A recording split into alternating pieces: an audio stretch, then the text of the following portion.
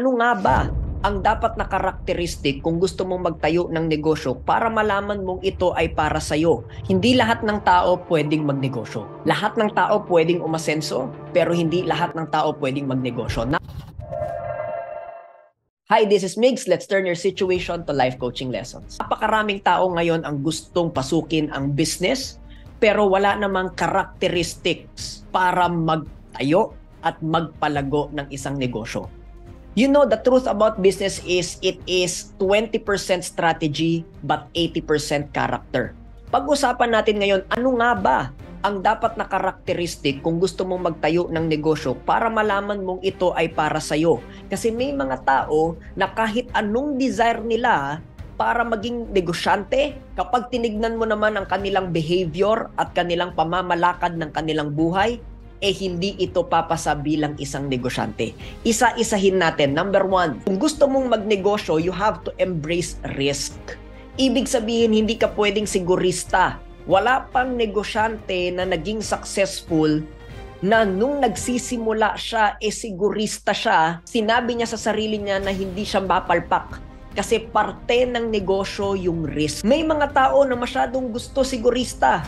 Kaya maybe hindi nagsasucceed sa negosyo kasi kapag hindi na nila nakukuha yung pagiging segurista nila, nagkikwit na, umaayaw na, and worst, naghahanap na ng ibang pinofokusan. Ang problema sa maraming tao na gusto magnegosyo kaya hindi ito nagsasucceed is because kapag hindi nila nakukuha yung resulta nila agad, naghahanap na sila ng side hustle, naghahanap na sila ng ibang pinagkakaabalahan, naghahanap na sila ng another business, hoping that another business will be their big break, not realizing that it is never about the opportunity, it's always about the person. Number 2, mabilang sa trabaho. Alam mo, kapag nagsisimula ka ng negosyo, hindi mo pwedeng bilangin ang trabaho mo. More than 8 hours ang igugugol mong oras dito. Mabuti pa yung nagtatrabaho nga, di ba? Paminsan ang empleyado, papasok ka ng alas 9, uuwi ka ng alas 6, or maybe magkakaroon ka ng iyong 8 to 5. After 5 p.m., uwi ka na. Spend time with whoever and whatever you want. Pag nagnenegosyo ka, lalo na kung ikaw ay nagsisimula, hindi mo pwedeng bilangin yung oras mo.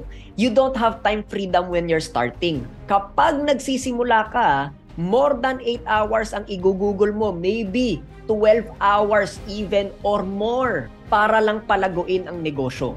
At hindi ito mapapalitan ng guaranteed income agad-agad. Ibig sabihin, kung mabilang ka sa trabaho, mag-empleyado ka na lang.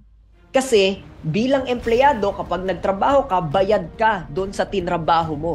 Totoo naman na sa negosyo, sky is the limit or there's not even a limit kasi pwede mo itong palakihin, pwede mo itong palaguin, at pwede ka naman talaga dito bigyan ng limpak-limpak na pera. Pero kapag nagsisimula ka, wala kang ganyang guarantee. Pag nagsisimula ka, hindi mo alam kung kailan darating ang pay mo. Hindi mo alam kung kailan darating ang income mo. Therefore, kung gusto mo ng siguradong 15-30 may pera ka, huwag ka magnegosyo.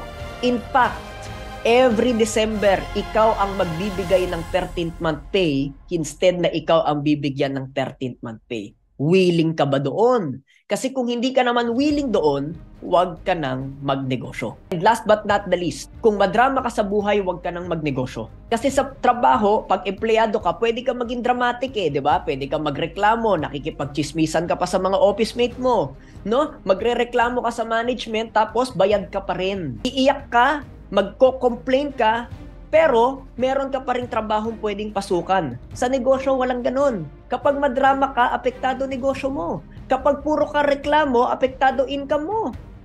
Therefore, there is no time and there is no season to be dramatic if you want to start a business. The only word that we accept in business is commitment. Ibig sabihin, doing whatever it takes, regardless of what happens in the economy, regardless of what happens in the society, regardless of what happens in the marketplace.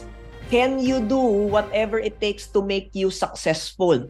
Can you do whatever it takes to make your business profitable? And there is no room for drama about it. It's okay, not everyone is for business. Magtrabaho ka na lang kasi mas nagsaserve sa'yo iyon. Hindi naman sinasabi na yung negosyo is mas superior sa empleyado. Pero kung gusto mong tahakin yung pagnenegosyo, kailangan tanggapin mo ano ba yung responsibilidad at price to pay para dito.